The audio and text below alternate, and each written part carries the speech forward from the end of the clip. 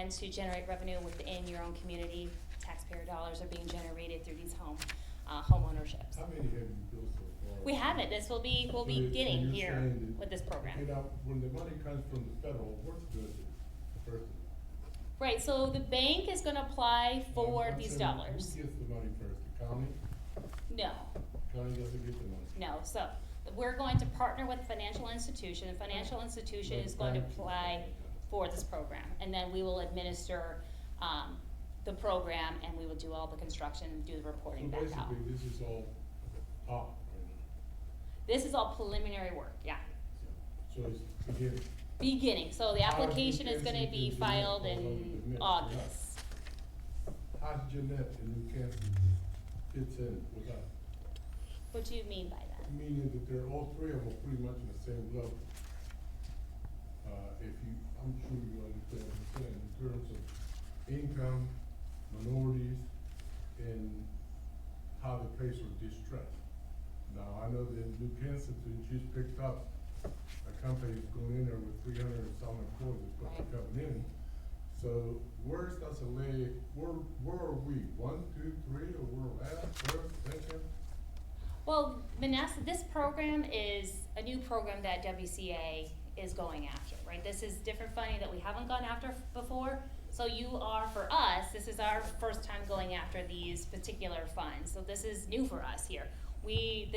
You're the pilot here. So I can't give you that, oh, are we like New Ken, are we like Jeanette, because you're not. You're Monessen, yeah. How do they qualify versus us? How do we qualify with them? Well, it's based on your census tract. So there's certain areas where funding can be utilized, and so it's those low-income minority areas that have priority for redevelopment, rehab, and construction. So we have to build within those requirements, those funding restrictions. So we look at those census tracts to identify, hey, where are the areas, and we meet with council to determine, hey, is this a good fit? Does it make sense for this to happen here? Is there a desire for this to happen here? We want to collaborate with you. The idea is not to come in and just do this, because it doesn't help anyone, right? Community action is about bringing the community together and taking action. Some of the things that we talked about today was we have the Distressed Communities Technical Assistance Group from HUD that would be cooperative in a partnership with what she's doing. We have the Nehemiah Group, which would be partnership with it. We have lots of different things in the process. She offers the ability to add to this partnership to build it to make it better. Does that mean that we're better than Jeanette or something else? I don't know that that's the case. I do think that we're probably a little bit more organized as far as all the programs that we have going than some of the other communities. Does that mean we're going to thrive at the end? I hope so, but I can't guarantee it. Step by step. We have to take a step at a time. Let me ask you one other question. Minorities and banks, the people that are going to facilitate with the money, okay? How's that going to work? No direct funding is going. I'm just asking financially, how's that going to work, or how's that going to show?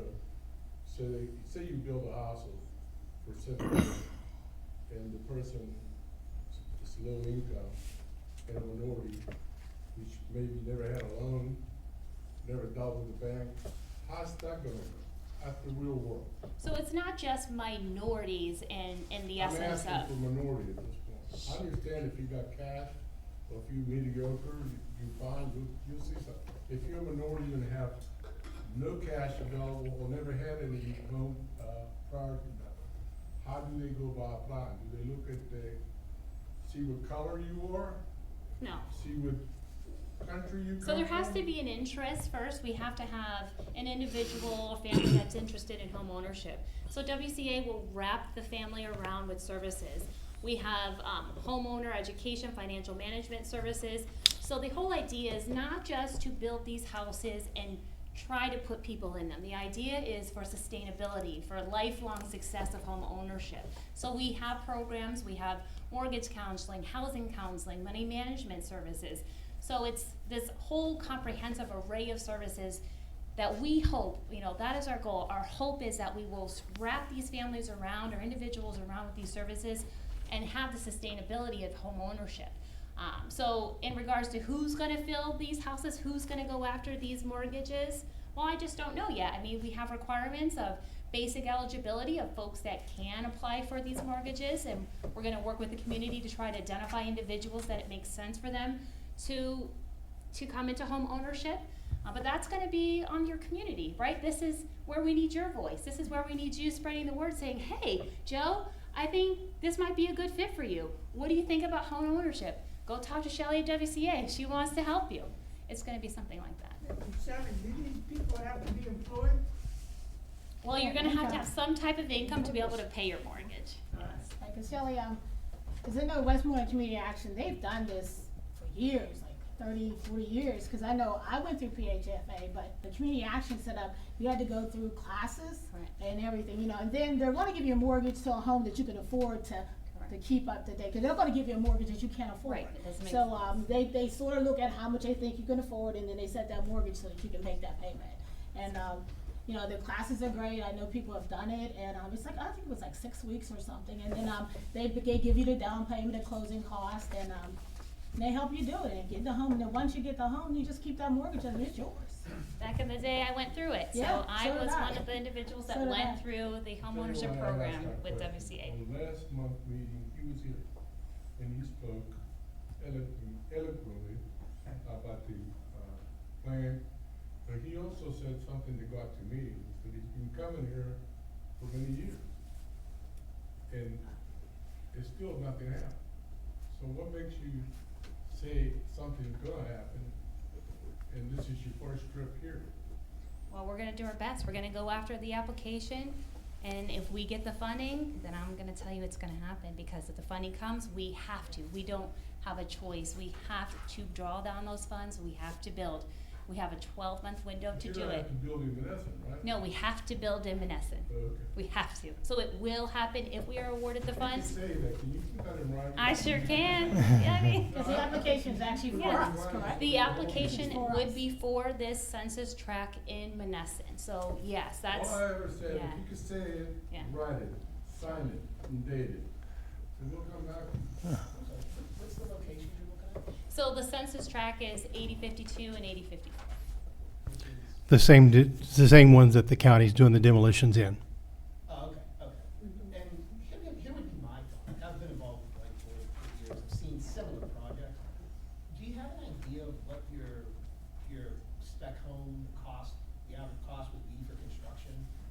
Like, what, do you have a range? Yeah, we're like, when I tell you we're in preliminary discussions right now, that's all happening right now. Like as of today, I was up meeting with a manufacturer to get those quotes. I've been calling around all week long. So ideally, it's gonna be anywhere from 100,000, and it's gonna depend, because one family's needs is not gonna be, they're not gonna need as big of a home as another family's needs. So it will depend, but we're looking at 2 to 3 bedroom manufactured homes that will be placed vertically. So Yeah. probably just my construction, because construction cost is the same. Right, so these are regardless- prefab, yeah. Regardless of where you're building, so what do you, 160, 180 range? Well, we're ideally, we're looking at 125 to 175 of total construction cost. If you were putting with someone average funding, the range for people who would be eligible for the program, Right. what would their purchase cost be for a home in that range? I'm just wondering how much. Sure, Maybe so there's it's gonna subsidized. depend, it could be between $50,000 to $150,000, it's gonna depend on the That's family's where I think eligibility. I think that's where you'll get your issue. Because you'll be selling a home in a neighborhood for, let's go 75,000. It's a new construction, where someone could buy a house across the street for 20. That's what happened before when this went on in town. They were nice homes, but they were, even at those reduced rates, they were still elevated above the neighborhood cost, and no one was gonna purchase them. Right. So that's what you're gonna have to take into consideration. Sure, absolutely, you're correct with They that. sat there for how many years? I know the plans just starting out about, a good idea you won't build about 3 or 4 at one time, or 5 or 6, or depending upon how much money you get. Yeah, we're shooting for 2 at a time, 2 at so a we don't time, wanna okay. overpromise, yeah, we're gonna shoot for 2 at a time. Is that per year? Yes, Okay. Two. Now, how would would the people go in the lottery to see who would get that? Because if it worked, you probably have more demand for less property. How would they go about?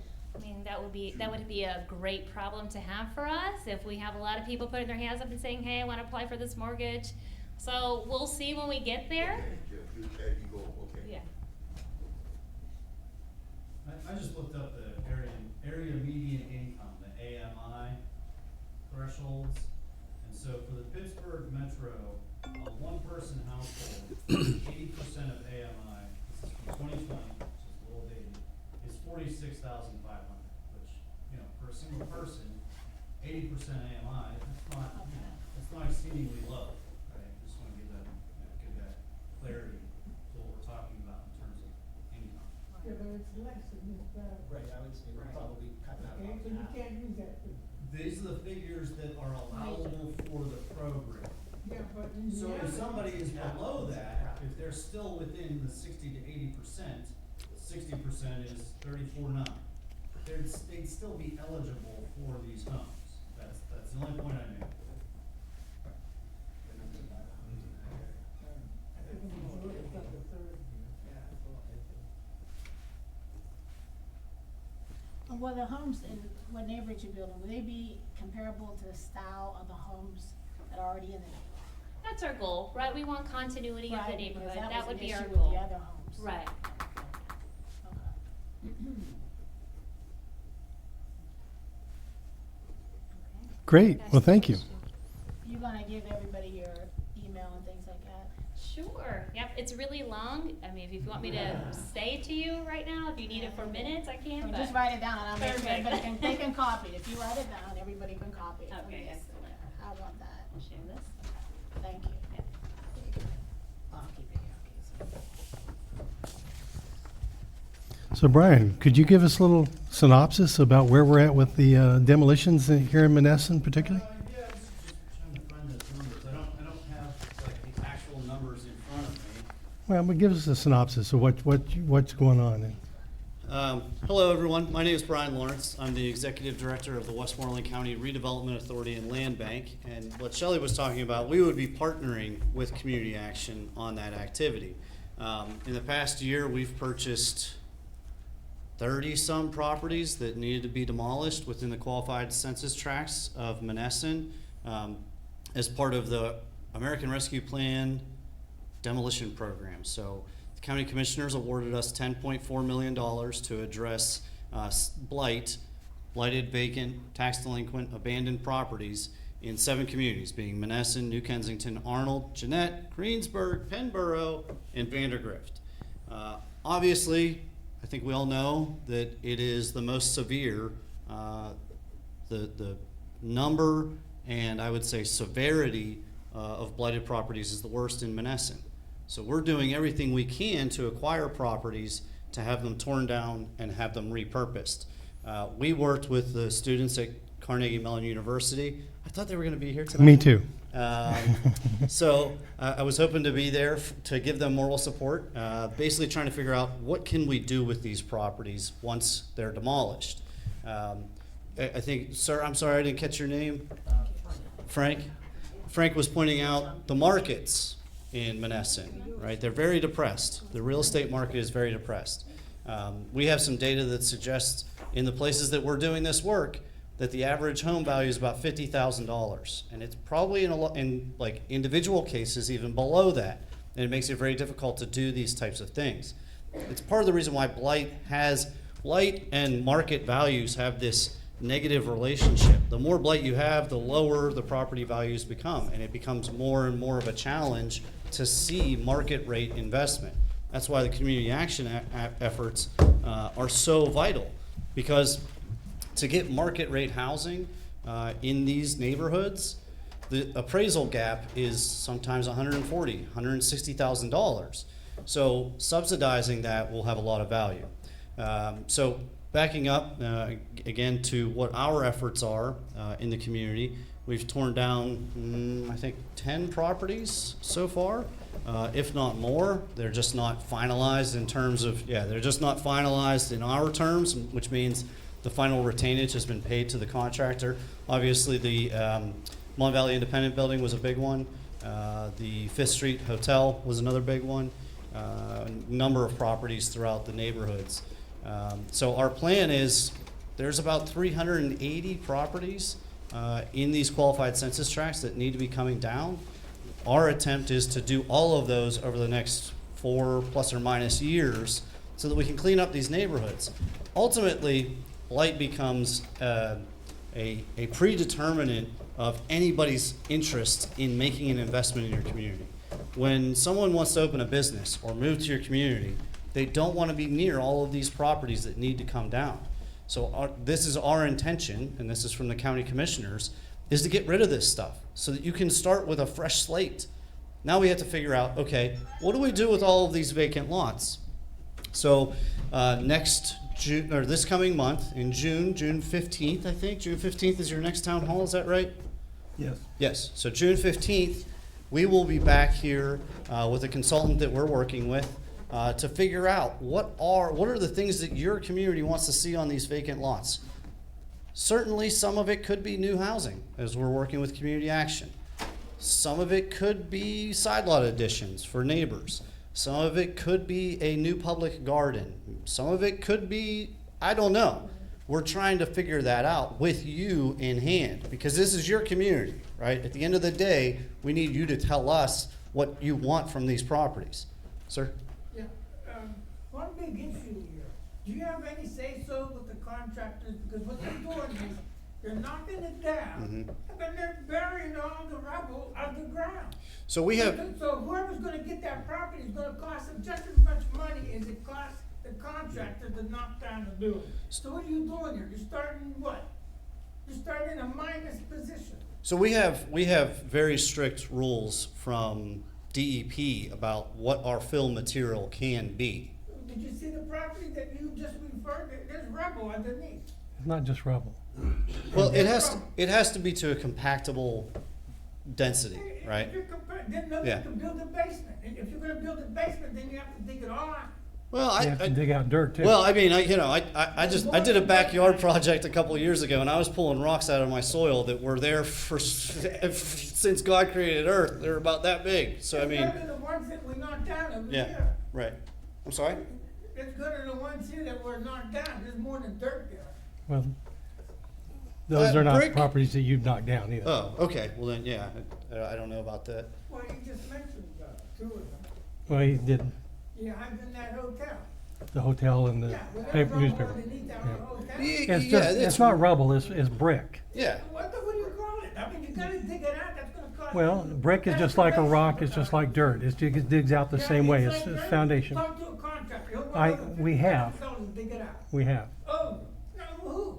You said you got it, you got no. Well, topsoil is not cheap. Topsoil to plant on is really expensive. That's why we only use about 4 inches of topsoil. And frankly, again, if you go to my house, it ain't nothing but clay underneath the topsoil. There's really nothing there. I found bricks in my backyard as well. There's rubble from the buildings. Yeah, again, yeah, it has to be of a certain size to be Well, acceptable. whatever size Yeah. it is, Yeah. it's gonna cost you money to develop that. Oh, it's gonna cost, it's not as if we're leaving, stones and bricks that are the size of this building. I mean, these are bricks and stones that can be pulled out pretty easily. Uh, I know where there's slabs of concrete buried from lot in lot. Well, you tell me about it, because we will, Well, we you will, had nothing to do oh, with this okay. Because this was torn Oh, down before then, they yeah. even thought about this, Yeah. but I know for a fact there is slabs of concrete buried on Mm. the property. Mm. That's not ideal, definitely not. I mean, it certainly makes things harder. Let me ask you a question. Sure. I don't know if you and I have spoken on the phone for a good bit. Yeah, And I got to see you in person today. But where do you live at right now yourself? I live in Greensburg. In Greensburg? Yes. Downtown Greensburg, Latrobe? No, I live in the city of Greensburg. Yeah, I walked to work the other day. That's how close I live. Now, what is it you're doing in Greensburg that we're not doing in Monessen? As far as. Like the downtown revitalization? area, Like when you look at revitalization. that, it's dead, right? Uh, It's pretty much shape. So I have a background, I studied geography in college, and these are the things that we do is like study the differences between places. If I could point to one thing, I'd be lying to you, right? There are a multitude of factors that create a destiny for a community, right? Just, I know it's kind of the poster child of revitalization is Lawrenceville, right? Everybody kind of talks about Lawrenceville. Yeah, it helped that they had a giant hospital built in their backyard, right? I mean, there is definitely a connection between economics and quality of life and all of the other amenities that a community has. I mean, there was an opera house in Monessen at one time, right? It tells you about the wealth that was once here that is not here today. So deindustrialization is probably the biggest thing, and then also suburbanization. Beginning in the 1940s, 50s, a lot of people left cities and towns to live in different types of communities, right? Suddenly we had choices. Suddenly we had transportation options that were affordable. Didn't have to have a horse and buggy, didn't have to walk to work, right? So it became easier to live outside of town and commute in, right? That's a big factor in all of this. So, sorry, go ahead. The reason that I asked that question is downtown Monessen, when you come from the library all the way down to 12th Street. Yeah. I mean, they just sold a piece of the redevelopment. I think Monessen gave it to the redevelopment Mm-hmm. to build a little tiny garage that is garbage, okay, to me. Okay. Right in the middle of town. And last meeting, the mayor said that it cost $1.2 million to fix our garage down here. And then I went to a redevelopment meeting 2 days ago, and their intention is to give it to the redevelopment authority for nothing, and then they're gonna have another garbage picker to move in there. Our downtown area is supposed to look like a downtown area, Right. not like a piece of trash. Yeah. And that's the reason I said, do they do that in Greensboro? Do they do that anywhere else? Did you know? That'd be a local land use issue that comes down to zoning, as what is acceptable according to that community. And I couldn't speak to Monessen's zoning ordinance. If their intention is to just give it to anyone, it's wrong. I mean, we got one Sure. of the best library programs in Westmoreland County, period. Yeah. Okay? And to put a little 2x4 next to it. I wouldn't be, They shouldn't even allow that to happen. And now, for him to come to a meeting and says, it's $1.2 million to tear it down, cause I said in a meeting once before, have a real contractor come in and give you the appraisal for nothing. Okay? But this can No, make- that's not at all what I said. I said that first off, our engineer, okay, but you're misquoting me. Let me finish. Okay, allow me to correct you when you're done. Let me finish. Fine. Okay? All I know, he said it was $1.2 million to fix that. So their intention was to get somebody out of Washington County to come in and bring their trash into that area right there. Now, in my mind, it says, if it ain't good enough for me, it can't be good enough for anybody else. But, furthermore, he came to the redevelopment meeting and actually said to the redevelopment group, we'll give you this to you to, check this guy out. So I'm going to myself, is that really a real McCoy, or is that a bunch of trash talk? I couldn't speak to that. Are we talking about the parking garage? Yeah. Okay, and I couldn't speak to any of that, yeah. How can the head of city council, which is the mayor, can come up in one meeting and say, hey, it costs too much to fix it, but we're gonna sell it to this guy. But hey, better yet, we're gonna give it to the redevelopment, let them take the bad news. I couldn't speak to that. You don't build downtown Monessen with bringing trash in.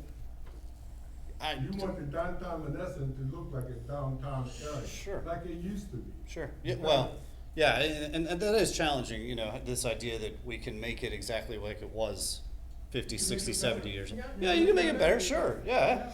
But Brian, you Yeah. said, you had a good point.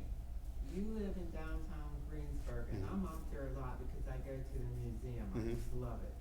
but you have to realize you got a train station Hmm. that is working. Hmm. That can be a commuter train to go in and out of Pittsburgh. And a lot of people have used that. When I lived in DC, they either stopped there or Coniston. Mm. My question is that I understand, and I don't know if this is true or not, but we still have our tracks from our commuter train too. Hmm. So why couldn't that be a process to start, so we can go into Pittsburgh, or can go into Greensburg? And that means that residents will come here because they can work in Pittsburgh, and they can come here, which is cheaper to live here than in Pittsburgh. Yeah, I think there are lots of different ideas in terms of transportation and transit. I can tell you that I rail, really want to work. rail transit is one of the most cost-intensive But see, infrastructure. Amtrak got a whole ton of money. You gotta remember that. For station upgrades and line Yes. upgrades. Yeah, Yes, they did. part of the challenge with the Norfolk Southern line has been that Norfolk Southern owns that line, and the passenger traffic has to play second fiddle to that freight traffic, which, I don't know if you've ever looked, but the cost of transporting, 100 head of hog on one on one train car is much more lucrative than 100 people in one train car. So it becomes an economics thing for Norfolk Southern. And they have Do to, they own the one in Greensburg too? Because they utilize that. I believe Amtrak owns I did think they owned. the train station, but Norfolk Southern owns the line. Rail. Yes, yeah. Yeah, there's a lot of ideas about, if we, if we build the transit infrastructure, people will come. I think that there are some deep issues with that idea, only in the sense that we're trying to basically steal people, right? We're trying to make it easier for people to move from one place to another. And that's sort of been the playbook of a lot of places. And part of the reason why Monessen's in the current state that it is in is that people said, I want to live somewhere else, and they moved over the municipal line, or then they moved over this line, and they moved over this line, right? But And there's so nothing here. so There's no ultimately- entertainment or anything here. well, So we yeah, do- people make markets. I'm an absolute believer that people make markets. Markets don't just arrive; they follow heads and beds, right? I mean, that's a standard thing. Draws the people in. Well, I think that is quality of life. Yeah, The whole point to me is that living in Monessen for the last 60-some years that I've been here, number one, it's deplorable in the country. and that's what we're trying to help. We're here to. Yeah, I'm gonna say it. Government trying to help. You can't help Yeah. whenever they sell the land and approve paperwork for people that's putting trash. Exactly. Well, I couldn't speak to that. I will tell you that the land bank, I represent the land bank, we are selling properties for $500, which is about a tenth of what we normally try to sell our lots for, that we acquire and do for side lots. Okay, that was my next question, because somebody told me $500, and then somebody told me 10. 500. A vacant lot, side lot is $500. No matter where it is. Now, I will say, commercial property, if I'm not talking about like, downtown, I'm talking yeah, about the correct, neighborhood. yeah, $500, yeah, absolutely, I yeah. just wanna clear that Yeah. out, because I told them that's wrong. And that's only because the county commissioners made the decision to fund our activities. When we sell a property, as a land, full disclosure, how the land bank makes money is on the transfer of property. When land banks were started in Pennsylvania, the state legislature didn't give us any means to really generate revenue necessary to support our operations. So the way we do that is we sell property. 76% of every dollar that goes to overhead, my staff's salary, office space comes from property sales. Now, I don't have to chase those property sales because the commissioners are supporting our efforts. We're actually probably making a net negative on the transfer of these properties, given all the time our staff puts into them, all the legal work, the title work, plus the demolition. We're definitely losing money, but I'm prepared to do that because I know it's the right thing and this community needs it. There's no question. Let me ask you one more question, and I'd like for him to answer. Also, the last meeting, just for those that weren't here, we had a gentleman that came in, okay, and I don't know who the guy was, but he came in and he was saying, he bought some property in Monessen, and there's a vacant lot on the right and a vacant lot on the left, and he says, how do I get these? He says, if you buy the one, you get both of them for nothing. That's what he told me, then he clarified to go back to you. Mhm. What is the real reason? If somebody buys a piece of property that is being condemned and he wants to rehabilitate it, Mhm.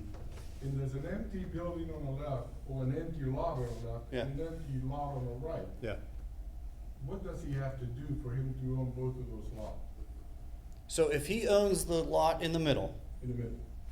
he can make an application to us to purchase those, if we own them, if Purchase we own would them. have to be given to him. Oh, absolutely, no, we're not giving, I mean, That's I mean, for $500, you could probably say, you know, yeah, I mean, $500 is pretty cheap. That's giving somebody. But we're not handing property away. So I didn't think it was No, free. no, we're not handing property. I never away. said Yeah, anything we're- free. We're not handing property out, but $500 is Pretty cheap. exceedingly cheap. Pretty So, cheap. you know, in common If parlance, it's a buck, it'd be a buck. yeah, right, yeah, It yeah, ain't gonna be for yeah. nothing, but you tell somebody, hey, if you buy this, you get this piece for free. You gotta- I think the rules, Buy those. I think just to make full, as I understand it, the rules you have is if your lot has 75% Yes. To be adjacent. adjacent. In other words, if it's across the street, it doesn't work. If it's next door, it might work if long as 75% of your property adjoins that. Yeah. You need to have property that joins. If you're just catty corner tip of a corner, that doesn't work necessarily. Not necessarily, and we would entertain those options, Right. because if nobody else is coming for it, and this person shows that they're a responsible property owner by paying their taxes, not having code violations, that's something that we can work with, right? Okay. We have judgment, full disclosure, sorry. We are a public agency. The Redevelopment Authority and Land Bank of Westmoreland County are public agencies. Our board is appointed by the county commissioner, so we are answerable to the public. I just want to point that out. Okay, I'm confused to what Mayor just said. If somebody owns a lot, a house, and next door is a lot, they can get it for $500, but not across the street? We would absolutely entertain that. Our current policy says you have to have 75% of your lot line contiguous with the neighboring property's lot Okay, line. for $500. But if somebody is showing that they are a responsible property owner and they want to tend and steward the property across the street, we would absolutely entertain that. Like, I'm not gonna say But for $500 clearly, or oh yes, no, it'd be $10,000? $500, So $500. it's a Yeah. question I then. just wanted to clear that up. Now, if it's not adjacent to their property, would you address the people, say it's across the street, would you address them and say, hey, someone's interested in this house that's a side lot to you? Mm. Would you let them know that and say, do you have a chance to purchase that before somebody across the street does, cause you're Yeah. adjacent to it? I wish we could do that. I will say, back 2-3 months ago, there was a scam from Lubbock, Texas, sending letters to property owners next to land bank owned properties. In this letter, they make representations that they are working with the land bank to acquire the property, and they wouldn't you be happy to work with us so I can sell it to you? Basically, all they were trying to do is either jack the price up after we sold it to them, or secondarily, get some hand money out of the story, right, out of the deal, and then just walk, because they're from Lubbock, Texas, right? Right. Now, I'm not saying anything bad about people from Lubbock, Texas. I'm sure there's lots of people, lovely people there, but we believe that this was a scam. Yeah, this was a scam. We sent letters to be as proactive as possible. We sent letters to every property owner at that time who had property next to a land bank property and said, don't work with them. If you need to work with anybody, it's us. We're not gonna work through a third party. The person that talked to me talked to you, and it was a legit letter from you. Correct. Yes, So, okay, absolutely. So Yeah. you just cleared that up, Yeah. because I said, that's why I wanted to know what was the difference between a $500 lot and a $10,000 lot, or a $5,000. Yeah, we've just kind of said flat across the board, residential lots are $500. So Brian, Yeah. the last thing. Yeah, sorry. But like you said, there are a lot of people who don't go to our meetings, Mhm. don't get the paper. I understand. So what if there's someone that doesn't know that they can get this lot? I don't know. There are many people that aren't aware of what's going on in the Yeah, city. I wouldn't have a problem sending another letter. I Do you- mean, you know, Yeah, 'cause to be, it just be said if they have a house. Yeah. And they're not aware that they can get this property for only $500. Right. Most people think a piece, nice parcel of land is gonna Yeah. cost more than that. Yeah, And they don't even have, they say, I don't have enough money to purchase it, so they don't even consider it. yeah, I mean, the 55-cent postage stamp, like, that doesn't cost us Right, much to do right. that. Like, yeah. 63. 63. Yeah. I do all my billing online, so. I mean, I buy it that's- once a year, I buy stamps once a year around Christmas time, it usually lasts me, so, yeah. Because it won't be hard, if you're only doing 10, you've only done 10 houses right now, so you only got 10 letters that basically would have to go out that are down right now. Side lots. Well, yeah, something Right, like, so, right, you know, right, it's yeah, not a lot yeah, at one time. right, yeah. Initiative, Hey. people come to the meeting. Right, I agree. Yeah, Yeah, but sir? Has the land bank sold the sidewalks yet in Monessen? Oh, absolutely, yeah. Roughly how many? 5 or 6. I think it's under 10 at this point. We anticipate that there will absolutely be more. I will say, and I've shared this bluntly with the mayor, there is a risk associated with that. For instance, say somebody says, we want to build 6 brand new market rate homes, but they've got to be next to each other so that we can save on mobilization costs, infrastructure costs, sewer, water lines, telephone lines, all that other stuff. If we've already sold one of those lots, say we had 5 or 6 that are contiguous, and we've sold the one in the middle, it might break the deal. But at the end of the day, we'll take the risk to make sure it's being taken care of. Because, like, I'll just admit, we're not great people to take care of property. Like that's not in our responsibilities. It's in the city's responsibility. So at the end of the day, getting that property into someone's hands who are responsible, they're going to cut the grass and do those things, we will take that to forego the opportunity in the future.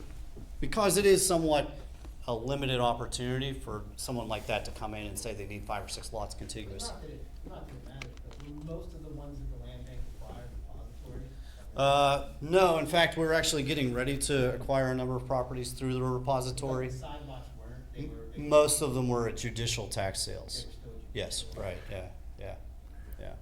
Yeah, I think the total number is close to 50 or something like that. It's, Coming up this fall. yeah, so coming up in the next several months, there's gonna be another round.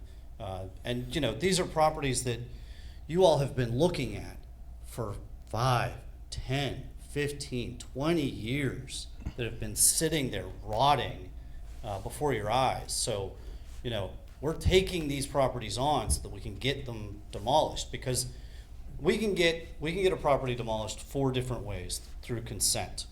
When we say consent, we have to have authorization, because the 5th Amendment to the Constitution protects private property from government intrusion.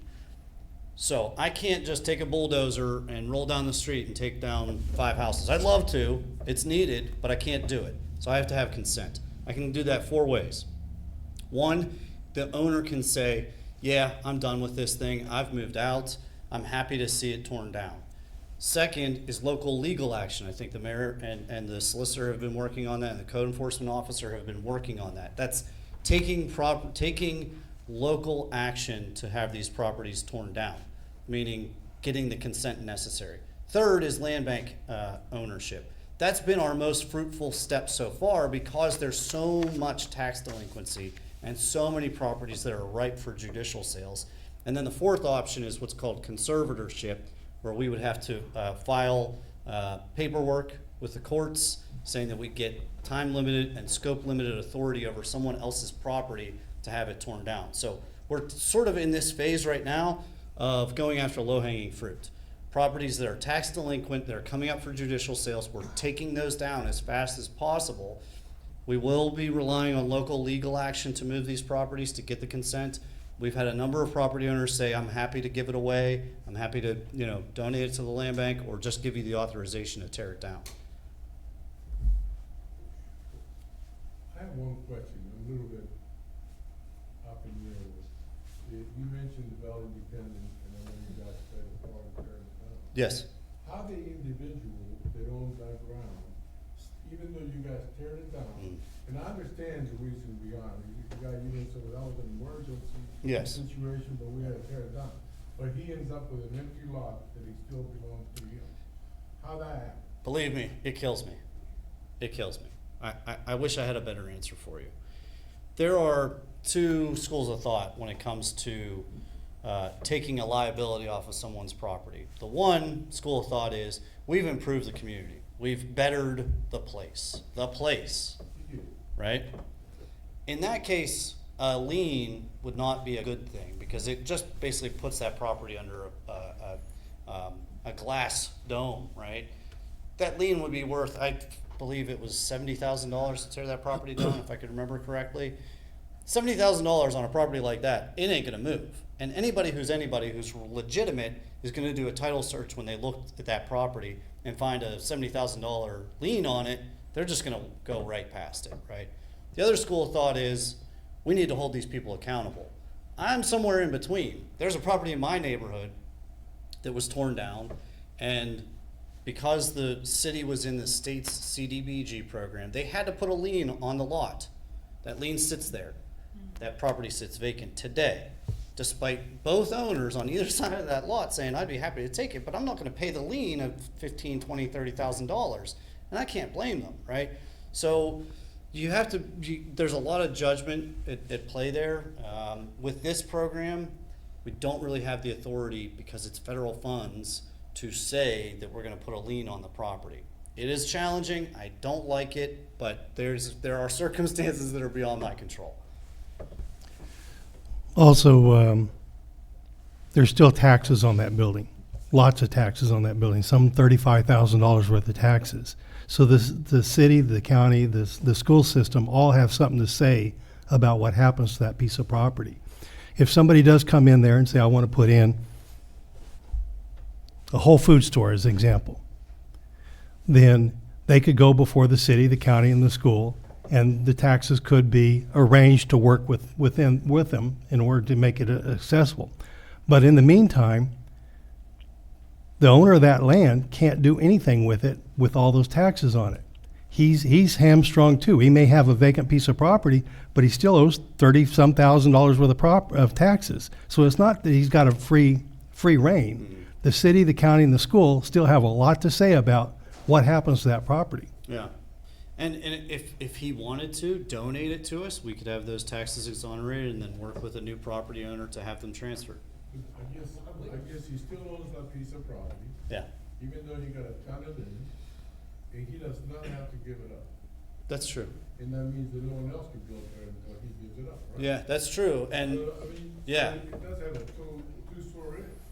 It could go through a judicial system, Yeah, judicial presumably. Yeah, absolutely. It- Or could, say for instance, if somebody wanted that property, could they make an arrangement with the owner to give them a certain amount and then go through you guys exonerating the taxes? So if they say, I'll give you $20,000 for it, and then they go to you guys for exonerating the taxes. And They we would also have to have give it tax exoneration Yeah, well, board yeah, here right, too that's that why we I'm could just work with asking as well. if They Yeah. do something like that. I would rather he not get any money for that Right, property. okay, I can Yeah, get that, but it might, I yeah. want it sitting there for a Yeah. reason. Take it Right. and sign off. Yeah, yeah, yeah, Don't take it yeah. and I mean, do the same thing. over the course of our demolition program, probably, the land bank has only been in operation for about 10 years. We've been doing demolition through this countywide CDBG funded program for 30-some years. Practically every single one of those has been this scenario where we're taking down the blight, the owner continues to have ownership. Because ultimately, we're trying to help the public's health, right? The public's health and safety. That's what this is all about. We don't have the authority to do these things because it's a good economic development opportunity. Sometimes those are the ancillary benefits, but we're doing it to address the health and safety hazards of blighted, vacant, abandoned buildings, right? Which is what local action really does, the same thing. Exactly, right. It doesn't take the property away from them. It just simply gives us the ability to go demo it. Yeah, that's a whole other thing that redevelopment authorities have, which is eminent domain, but it still has to meet a public use. You can't just take private property without a public use. I think a lot of people are under the thinking that whenever the government takes a piece of property, they can do that. They can't do that. No, it's- without paying. Yes. Because I know that I. Just compensation, just compensation, Okay? yeah. Yeah, you're right. Yeah. If you have the money, the attorney. Yeah. They will pay you, and I'll tell you where we get it, right here in Monessen. the water authority had to pay us almost $300,000. Yeah, this I is, said us, I mean, my company. Yeah, yeah. that I ran, okay, $300,000 to put that little sham down. Because they just can't, because they said, well, the government's going to, they can't. no, I appreciate that you know that, because there is a big Yeah. mythology about this. And this is why land banks were started, because the exorbitant costs and time necessary to acquire properties through eminent domain would, if we've got $10 million, I'd bet a quarter to half of that would go towards acquisition costs if we had to barter and negotiate with property owners. You have to have appraisals, I think two independent appraisals to do those things. It's very, very costly. This is why land banks were created, is to do that. We wanted them to do. Yeah, yeah, So that never Yeah. ends. right. And again, it still has to be for a public use, right? So, Well, this is what I get. Like, I haven't missed too many meetings here on a monthly meeting, mhm. okay? And I still believe if you hold meetings in your office, the minutes is the heart of the meeting. Mhm. And their minutes, it's terrible. Okay, and they actually, the council people, Mm.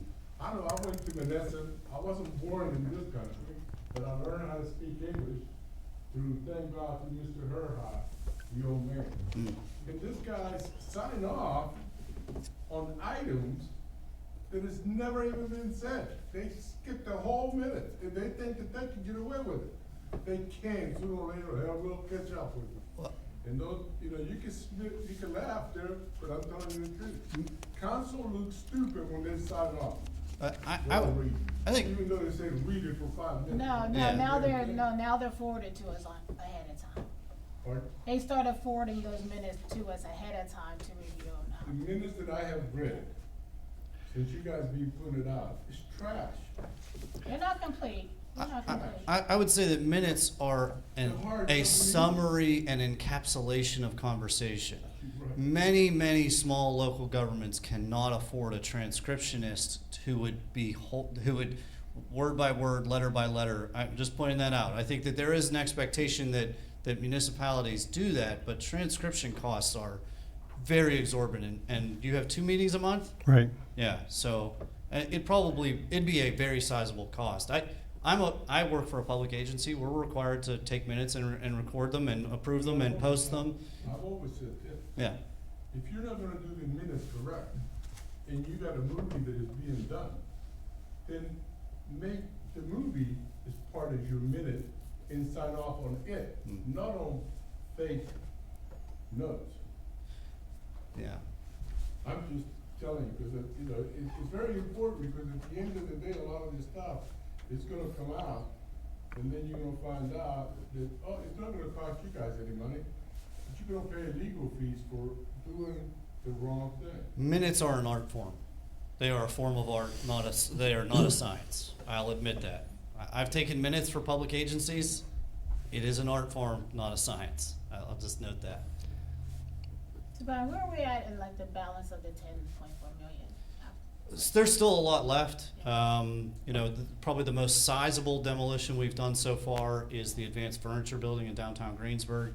That was about $270,000 plus costs that we had to invest in the neighboring property because of some, not damage, but he was concerned about water infiltration, so we had to address that. So that's close to $330,000. That's the biggest of all of them. We've got close to about 50 projects that are under contract, which means we've issued a notice to proceed, and the work is either started or getting started. And so, 50 times, we haven't made all the final payments, but we still have quite a bit of money. I'm not too concerned about that. But yeah, I mean, we're gonna try our best to get every piece of blight out of your community that we have our hands on. Yeah, no question. I mean, we just hired a new project manager just because of the volume of work that we have. And we've been talking internally, we might have Chad dedicated to Monessen. We were joking in the office, he might be pulling a bed or a cot in the city hall, cause he's gonna be down here a lot. Okay. Right. How much money did you spend so far on this? Oh, I don't have the numbers. It honestly, if I could get to Wi-Fi, I could figure that out in a matter of minutes. And So how much more money do you have for this? I wouldn't make any promises. I know. But as I just pointed out, we have to have one of those 4 forms of consent. And as Shelly pointed out, she doesn't want to overpromise and underdeliver. Given the scale of what we're trying to accomplish, yeah, Monessen's got about half of what we're trying to accomplish. Now, our original scope had funding in it for rehab. That funding is still there. We're trying our best to get authorization to use those funds for rehab. So our total pot for demo is $6 million For Monessen, total. So do the math, call it half. 600,000. Half of 6 million. Half of 6 million potentially for Monessen. But within that, there's also these I call them blight monsters. Fifth Street Hotel, Mon Valley Independent Building, those are what I call blight monsters. We also have a project in Jeanette, the former brewery. It's got 3 million gallons of water sitting in its basement, so trying to figure out how to get rid of all that, that's probably gonna be a $1 to $2 million project. So, there's these big projects that are part of the 6 million, right? So you gotta back that out. Right. We're gonna do everything possible to get as many properties cleaned up as possible. We have, don't tell anybody this, I know this is gonna be on YouTube. Money's not a problem for this program right now. So, don't worry about that. Excuse me, Bri, was that a water main break? We- The brewery has all that water in it? I hope it's not, because I would hope that the municipal authority would know about 3 million gallons disappearing. Yeah. We won't really know that until we get the water out, whether it's groundwater or a spring or just rainwater that's being collected in there. It is, it's very close to Brush Creek. So, the topography lends itself towards a lot of runoff coming into that. They built basements back then a lot different than they build them today. It's like basically impervious. Because a lot of our streams, I heard, were rerouted, and, water finds its source. It will always find its own way, for sure. Any other questions about the Redevelopment Authority and Land Bank? No, you cleared up my question. Okay. That's why I think you're talking about the amount of money we get, that's why you're pushing for us to clear that property as quickly as we can. Absolutely. So we get as much of that money that Yes. we can get. Yeah, it's Shelly talked about partnership. I spend a lot of phone time with your mayor, probably more so than anybody else. That's a good thing. He's fighting for this money. That's not a knock. He wants to be updated and he deserves to be updated about everything that we're doing. And again, Monessen's in a different position than Greensburg and Jeanette on these properties. If you have any questions, feel free. I can give you my email address. Feel free to reach out to me if you have any questions about anything that we do. We're a public agency. You can dig into anything you want to figure out what the heck we're doing, and I will tell you. Oh, I got you on speed dial. Okay. Do you have another guess? No, but anybody wants to say anything is more than welcome to. Do you have anything you want to say, Tom? Thank you for having me. Thanks, Thanks, Brian. Yeah, I definitely appreciate it. Sure, thanks. I'll be brief, make a couple points. Again, Tom Hardy with the Housing Alliance, been working on the Blight plan. Few things I would just highlight. So one, the work that the county commissioners have authorized and that Brian's group is doing, I have a perspective doing work around the state. There is no county, I can tell you all, there is no county that's doing as much for Blight and its communities than Westmoreland County, the Redevelopment Authority, and the Land Bank. So just think about, the number of blighted properties and how long it might take the city absent, the work that the Redevelopment Authority is doing. Cities the size of Monessen probably, in a good year, they might be able to take 12 homes down. So the idea that within 3 or 4 years, a couple hundred homes that have been abandoned, you all have been living, many of you next to for years, can get those down, that really does wipe the slate clean. So I want to make 3 points on, just general points on what I think is really an opportunity here and kind of what's important. So one, I think you brought this up earlier, Miss Lacey, the idea that now, right, people are starting to think differently about kind of where they might want to live, right? Especially after COVID, folks are not having to drive into a city every day, right? A larger city if that's where their job is. So, 5 years ago when someone was deciding where to locate, if they work in Pittsburgh, Monessen might be too far away. Now, if they have to go in maybe 2 days a week, might not be. Now, we've had conversations before, folks have brought up, well, what about the school district?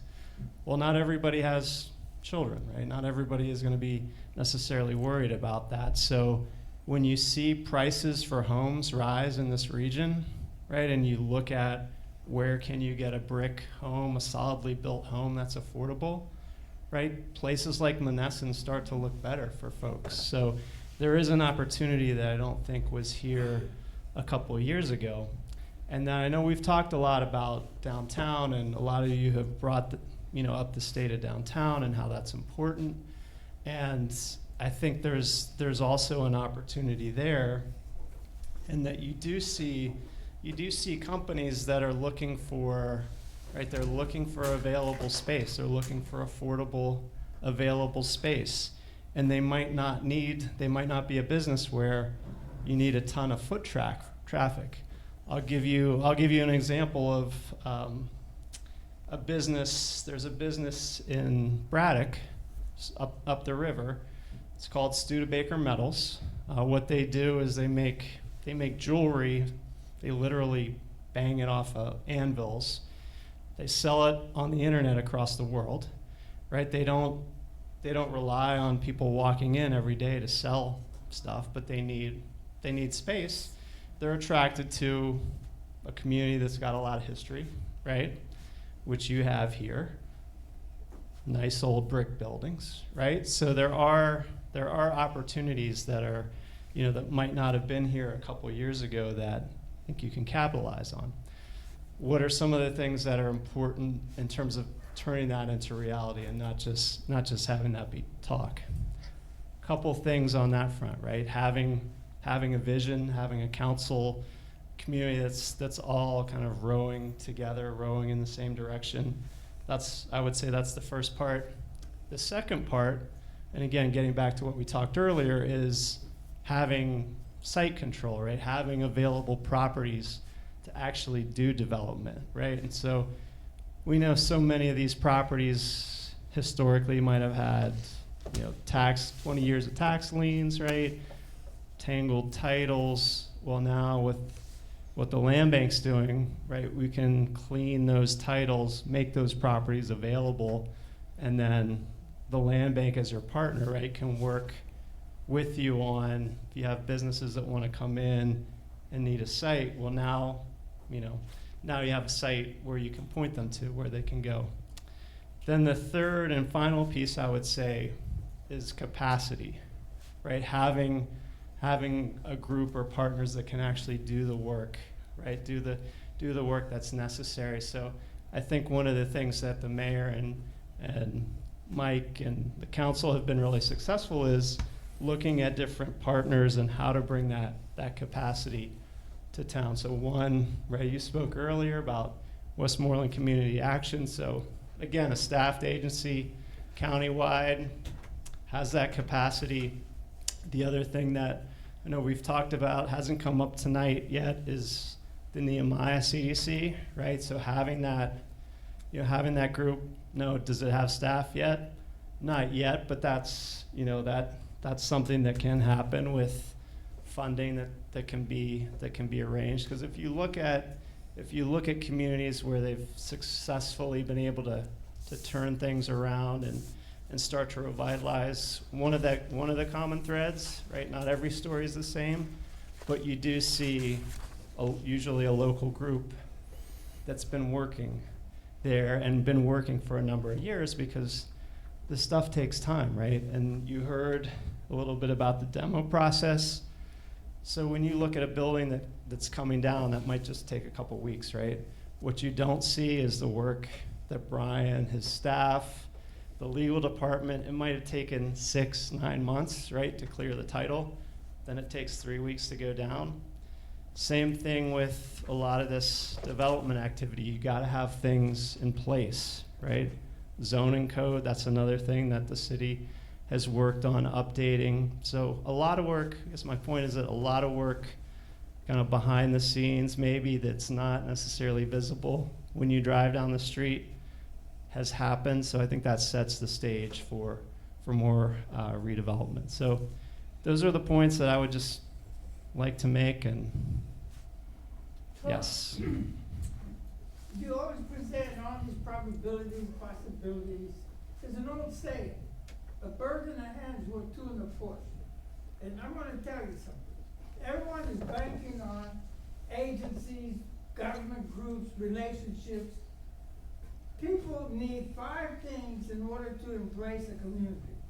There has to be industry, where there's employment. 2, there has to be commerce. 3, the school district has to be up to par, so their kids will be educated, if not on par, above average. 4, there has to be some sort of culture, okay? And then 5, there has to be some hope of advancement. Okay, if you don't have those 5 things, why would anybody do anything in an area that lacks those things? Okay, and then, like Shelly says, it would take a year to do 2 households. If you got 200, what do you call it, or the other guy said there's 200 properties to knock down. That would take us 40 years, just to fill up 200 homes. So that, I'm kind of confused here because everybody's like very liberal, putting out all this information. It's nothing you can take to the bank to get money. You can't take it to the bank. I'd like to interject one thing, and those are 5 good points that you bring up, Ernie, but, when Tom was here 2 months ago, we presented his plan, and Pino, you brought up a question, or a point about Peters Township, Upper St. Clair, and all these other municipalities and suburbs and so forth. Where we're at now, where we weren't before, and where we're at now is, the other P word, Ernie, is plans. The comp plan had to start, okay? This comprehensive Blight plan. Agencies, banks, right, the private sector, the public sector need to see plans in place that's how serious, that this Okay, Mark, municipality is. this is the 3rd comprehensive plan over 12 years. Well, What happened to the other 2 Well, plans? let's look at where we're at right now. So let's say we have plans in place at this moment, right? What's happened in the past, that's water, right, that's water in Jeanette, that's 3 million gallons of water, right, under the bridge, whatever, right? So where we're at right now and moving forward is plans are in place, right? And agencies and government see that Monessen is doing the proper things to move forward. It's all based on probabilities and possibilities. Nothing concrete. At the end of the day, the reason that I bring it, if we don't have government, they don't talk about senators, our congressmen, our state senators, and we talk to them constantly to come here, because that's where the money really comes from, it ain't gonna happen. I went to the whole damn town today. I came from Sawiki down to Monessen, right? Every time I bring this up, I do a lot of travel. That was my job. I do a lot of travel. But I see nothing but work and improvement. That doesn't happen because they had good planning. That happened because they had good senators that people talk to them and call them out. But they want to see the plan in place, right? We don't have a plan. I listened to Mary Jo Smith about 2 months ago. She showed me a plan that she had when she was a mayor. Now they got a new plan. And I'm going like, you said, and I think I said it to you last time, you make a living out of this. Cause you went through a whole bunch of mayors here for a lot of time. You always have to say good. No. A year. Yeah, just. About a year. Yeah, he's only been with us for 2 years. Well, before you, whoever did the Someone same else. thing. So they went through a lot of planning. There was not that program before. So we're still here. Well, but 8 years, it doesn't happen, right? Something's moving now, a couple of months, and there, that's it. But the understanding is, when you tear them down, who you bring in? Somebody's gotta be talking to somebody. Don't tell me that we're paying this guy X amount of dollars to bring him in. Ain't gonna happen. Okay, because if I ask you another question, what is the difference between Rush River Township and Monessen? We touch each other. Our school is built in Rush River Lane. How do they grow? How come we don't? They got 428 businesses there. Again, I think that there are historical factors that have played out in Monessen and in New Kensington and in Jeanette and in Arnold and in Charleroi and in Sonora and. There are literally, Western Pennsylvania is littered with small towns that have been left behind Position. because of deindustrialization, globalization, suburbanization. All of these factors converge that make anything that you want to do in your community exponentially difficult. Exponentially difficult. If you lose, like Monessen has, nearly half your population, is that More than half. more than Three half? quarters. Like, that is tax dollars that can't be put back into amenities and services and those types of things. Now, Ernie, you're right. Is this all pie in the sky planning? Yes. At the end of the day, we have to do these things and have these conversations that we're having right now. Otherwise, we're not doing the public's will, right? That becomes the biggest challenge in all of this, is the public's will. Because people will say you did things the wrong way, and we're answerable to you, so we need to be doing these planning efforts. Well, I wanna ask you a question. Yeah. I know a little bit about something. I bet you do. I listened to him say, I'm talking to people in Sheets. I know the Sheets is not gonna build anywhere unless they got at least 7 acres. 7 acres. Yeah. Where the hell are you gonna get 7 acres in downtown or Well, uptown? you've just pointed out a market reality. It is a big challenge. So don't BS us. No, yes. No, I don't need you. I don't need you to bullshit us. There are. I'm not saying you. Come up more straight and say, hey, listen, I'm working on something, but it's not working, but I need help. That's fine. Well, here's another perspective. Here's another perspective. Look at the Mon Valley from Brownsville to Rincon. Look at the Mon Valley from Brownsville to Rincon. The Mon Valley that runs from down south to way up north, past Glassport and beyond. The point being is, all those communities along the Mon River have been suffering over the years. You go outside the Mon Valley to Greensburg, to Washington, they're doing quite well. It's a different world. But along the Mon River, they're all suffering. Brownsville suffering, Monessen suffering, Spears, Donora, all the way up to Rincon, except for possibly one. That's Monongahela.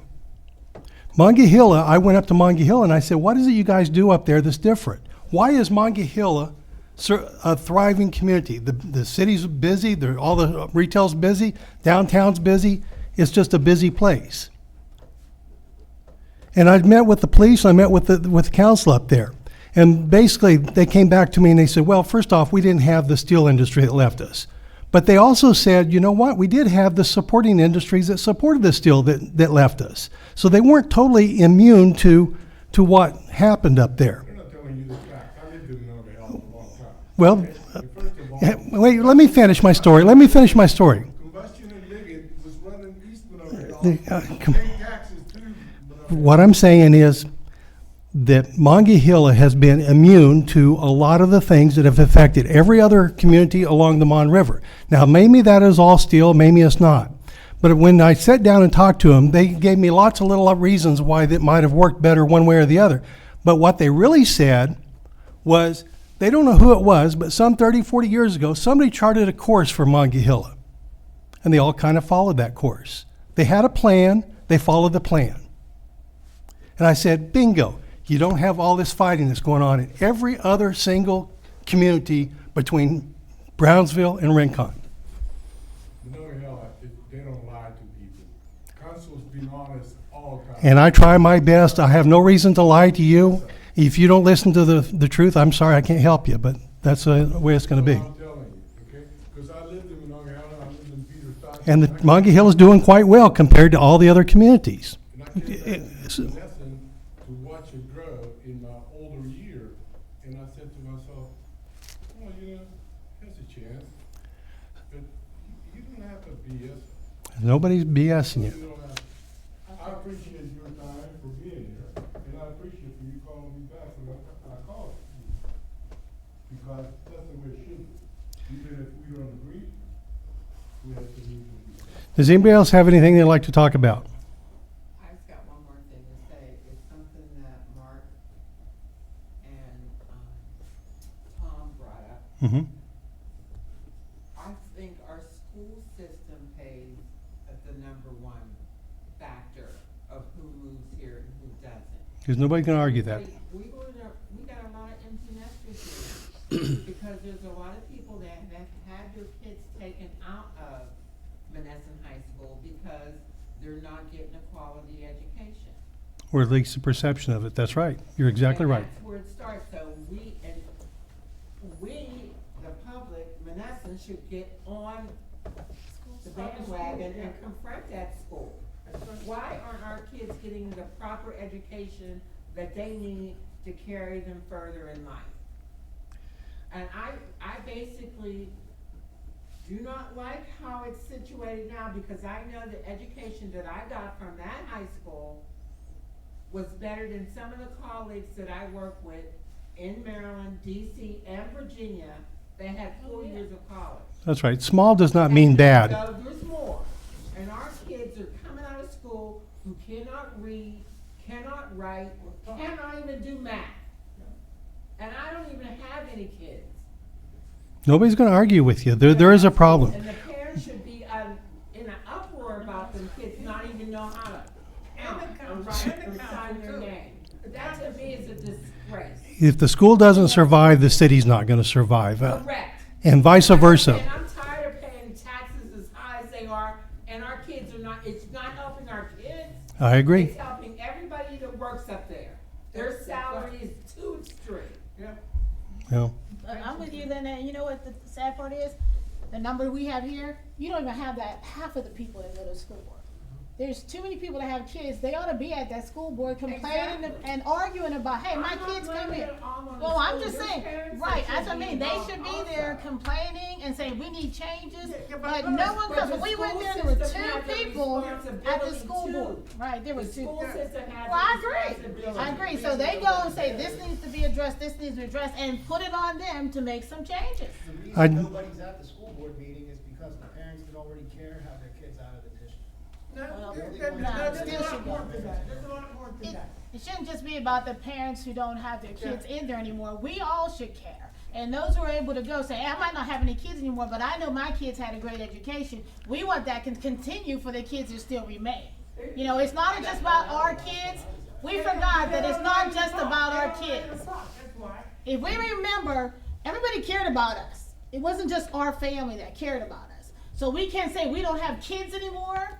So just because you don't have any kids anymore, if you're able to go, you need to go and address that. Okay, I can tell Right. you one good teacher Right. that I remember, Right. and that's Virginia Judith. Right. And she still comes to our class Right. reunion. I know her She definitely. dedicated Her her life. whole entire That's right. life to that school Right. and to the kids that went to that You know, and school. if we all have, everybody has something that they're adamant about, that they're passionate about. So if you're passionate, if people are passionate about the school system, then those people need to get there and stay on them all day until there's some changes made. You know, we all gotta be concerned about something and be passionate about it and make a difference. You know, you're saying something that I've been saying for Right. Yeah, this is not the 16 first. months. I agree, I agree. And I went up there and there 16 definitely months have to be I've some been saying major. Council needs to change and learn We how all to do. read, because they do not know how to take minutes, or they approve minutes that they're not correct. Instead of putting their hands up and saying, that's incorrect. Don't be like a chicken, keep going like this, cause you get your head chopped off. So question, one more thing, before you leave, Brian. Did you say there were 4 million towards rehab? Or no, I'm just trying to figure something out. We hope- Just an estimate. We hope to, yes. So question then. I know you're gonna do like 2 homes a year possibly, Shelly. Question, there are some homes that may only take like 20, 30,000 to rehab them to really nice homes. Would be any way if somebody says, I'm interested in this home, would you guys help to rehab that home so they can then apply for a mortgage to get that home? If I'm understanding it correctly, we would own the property already. Okay. In that scenario, yes, possibly. The limitations we have,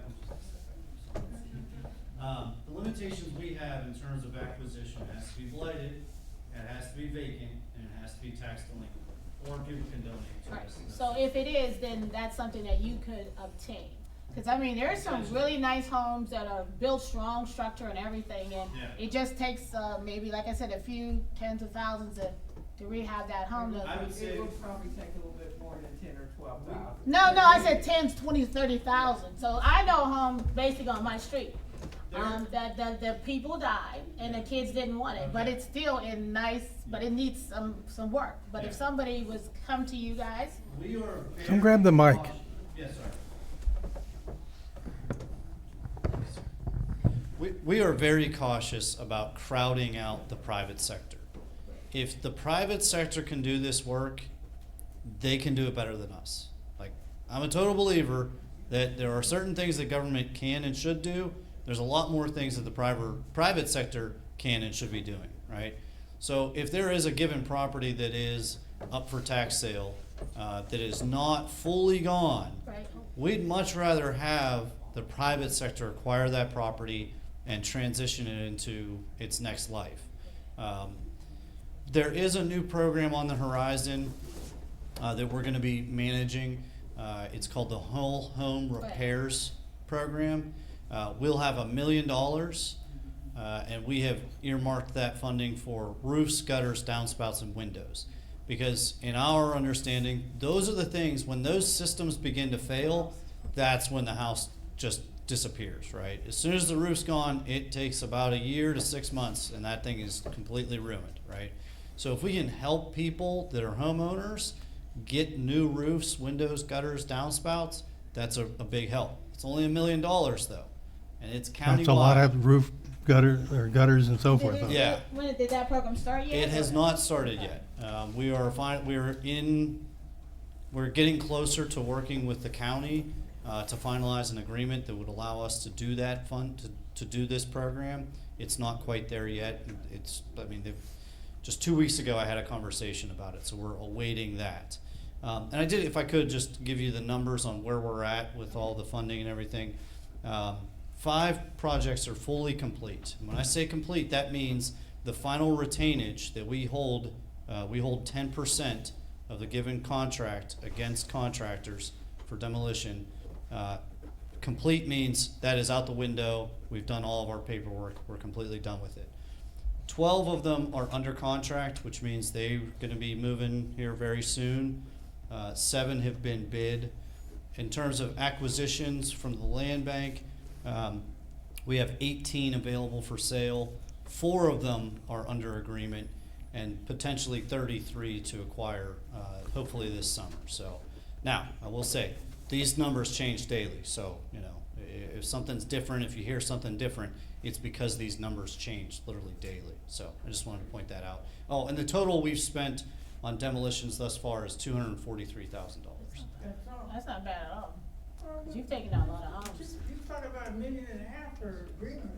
Well, we only started this program September, October, so I can give you some perspective. Our agency typically demolished about 25 to 30 on an annual basis. We're going to basically quadruple that in 1 year. 75 properties. That's like, it's mind-boggling. It's truly, it's a whole different, we're in a whole different ballgame to get this much blight taken down. So I just want to point that out.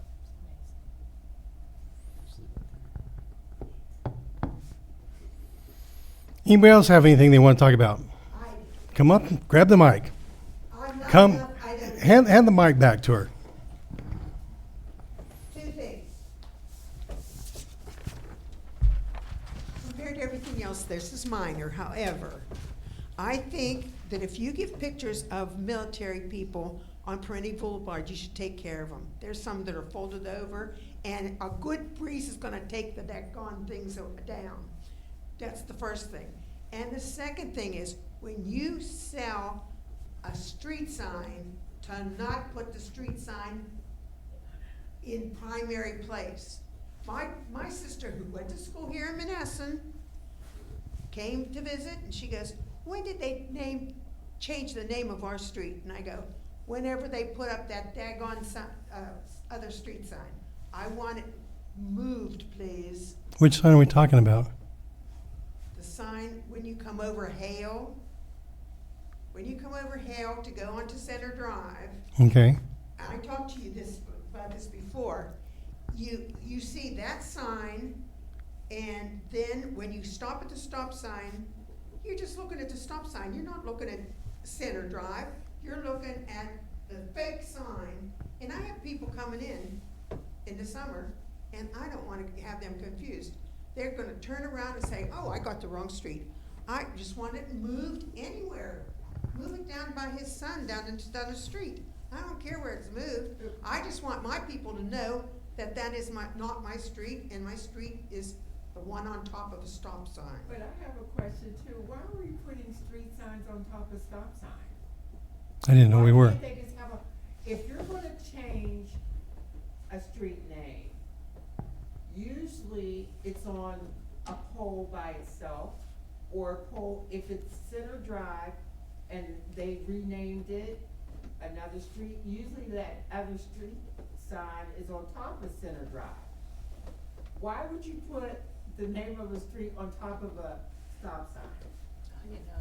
I didn't know. I haven't seen it. I I know what haven't you're seen talking it. about because the way I've seen it is the way you're talking about. I haven't seen any on top of the Well, stop sign. apparently that's See, not. I've never been up there, but normally it's on top of, like, say, they're like you're saying, it's like Reed, but they put Reverend Bass's right on top of the Reed Avenue, so, Right. right, I'll so tell that's you what what. I'm used to. I wish everybody here would just go to, like, whenever you're going Grand Boulevard, instead of going to the right to the high school, make a left, go up 2 streets, you'll find Hale, Okay. and then go down the street, and before you hit that stop sign, you're going to see the fake sign.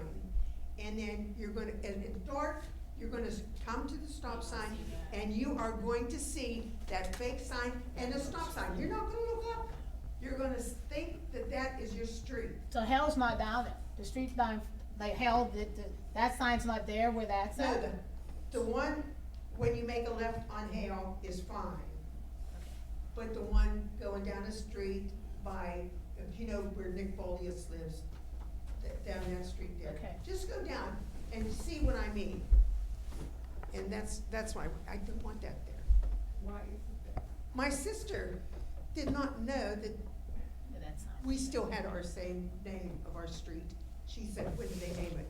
Mom, I said, don't even mention it, because I'm really hot about that.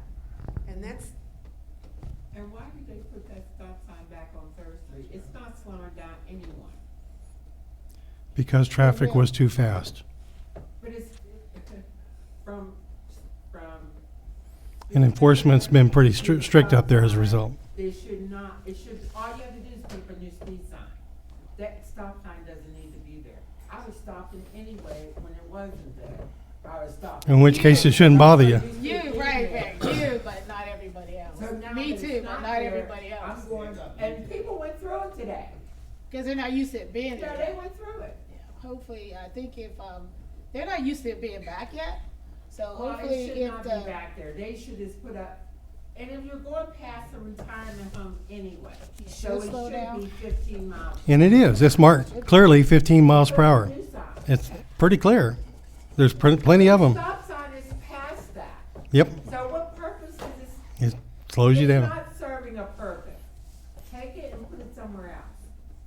It's not serving a purpose. The people- Because it's past. I think the reason we did, we had a lot of people at the last Whatever meeting that- that lived out, they were Valley Manor. complaining It's that. past yeah. Valley Manor. Valley Manor's really come up and complained that people are just going too fast through there. It's a 15-mile-an-hour speed limit. Well, did you not hear what I said? I That understand. stop sign is past there. I understand it, but it slows you down. People come down that road at 60 miles an hour and they don't slow down at all. But what I'm saying They got to at least stop in the middle of the road and, Before Valley Manor, well, or after Valley Manor. You know, they're gonna go through it anyway.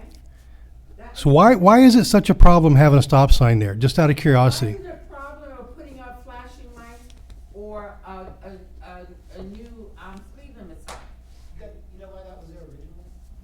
Because there's a lot of kids that lived on that street. What? That's not the reason. When the viaduct was under construction, there was a kid, a family named, I think it was Cosimo. My dad grew up right across the Mhm. street. He died in an accident. He was hit by a car crossing on the steps on his way to school, so they put the step sign up. Well, we're trying to prevent more deaths on that road. But I don't think anyone uses those steps anymore. Right. Well, they probably don't, but we're, Or just the traffic. Some people Right. don't. Well, it's not gonna, what I'm saying is the stop sign past Valley Manor is not gonna slow them down coming off of Schoonamaker. No, I think it's to slow them down coming down towards Schoonamaker. That's what I'm saying, I was going up, cause I have to take 3 miles to get home from work, cause they got 9th Street all blocked off. They ran it. If I was a cop, I would've gave them a ticket. and cops probably will. Stop sign. One down there and one up there. They got one coming down Maybe they'll Fire have- Street and one maybe going two. up. If the one going up is past Valley Manor, so I can't, So they why need don't one. you just put Maybe we a. need to do a Maybe crosswalk need in one front down. of Maybe make of something down by Valley Manor Valley. and put a stop sign Something there. down by Valley before you go past it. No, it would be better if you put those caution yellow lights flashing. Down That's before what you I get to think. Valley. Okay. Slow your butt down. So something down by, something down by Valley Manor before you get All right, there. I'm done venting now. Anybody have anything else they want to talk about? In which case, I really appreciate everybody coming this evening. I hope you have a very blessed evening. Thank you. Best town meeting you ever had today, since you started. Well, thank you. Gets better with every time it gets better.